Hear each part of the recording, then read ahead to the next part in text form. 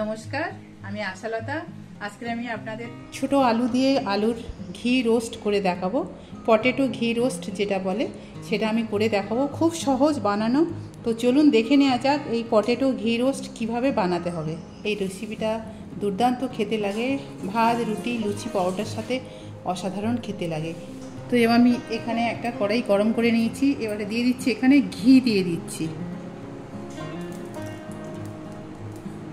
কটা কাঁচা লঙ্কা। এটা কাঁচা লঙ্কা কটা আমি কেটে দিয়েছি একটু মাথাটা।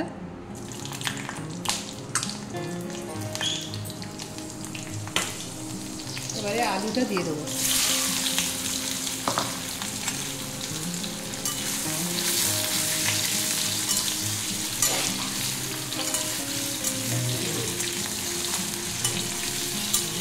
স্বাদ মতো নুন দিয়ে দেবো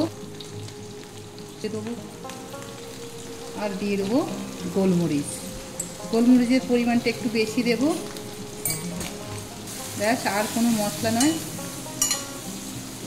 একদম স্লো গ্যাসে এটা 2-3 মিনিট আমি একটু ভেজে নেব।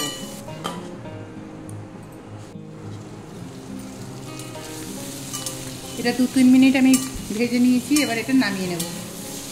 তো দেখলেন তো কত সহজে এই পটেটোর রেসিপিটা হয়ে যায়। তো আপনারা ঠিক এইভাবে এই রেসিপিটা বানাবেন আর ভাত, রুটি, লুচি, পরোটার সাথে খাবেন। আশা করছি দারুণ খেতে লাগবে। আর কেমন লেগেছে আমার রেসিপিটা আপনারা অবশ্যই কমেন্ট করে জানাতে পারেন।